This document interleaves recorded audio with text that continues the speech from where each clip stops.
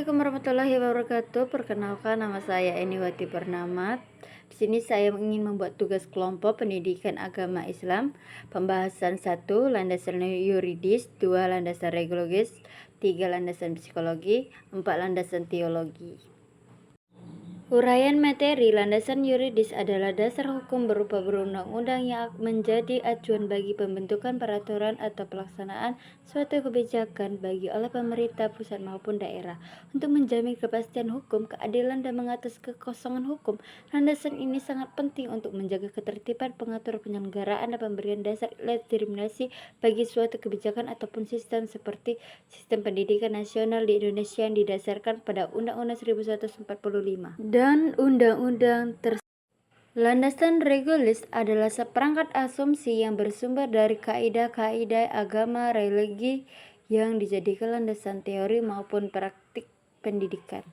Sumber landasan religius Al-Quran dan Sunnah. Dalam konteks Islam, Al-Quran dan hadis Sunnah adalah sumber utama landasan religius, memberikan panduan mengenai ibadah, akhlak, dan pengelolaan alam semesta. Ijtihad, upaya para ulama dan cekidauan untuk menginterpretasikan dan menggali hukum dari sumber-sumber agama yang juga menjadi dasar dan praktik agama.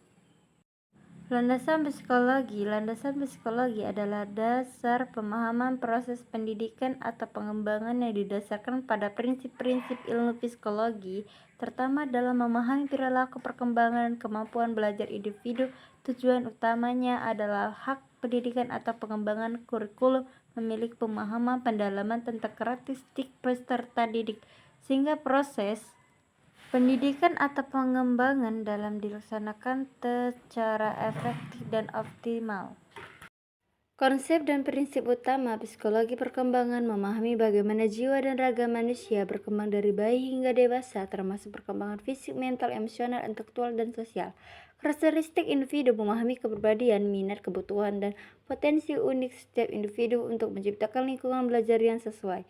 Psikologi belajar memahami bagaimana peserta didik menyerap informasi dan pengembangan pengetahuan, termasuk teori-teori seperti biofisisme, kognitisme, dan konstruktivisme. Perilaku dan lingkungan menganalisis bagaimana faktor biologis, lingkungan, dan interaksi sosial pengaruh perilaku serta proses individu. Landasan teologi. Landasan teologi adalah dasar atau fondasi yang digunakan dalam pemikiran, ajaran, atau praktik keagamaan yang berakar pada nilai-nilai ilahi yang diyakini kebenaran mutlak dan universal.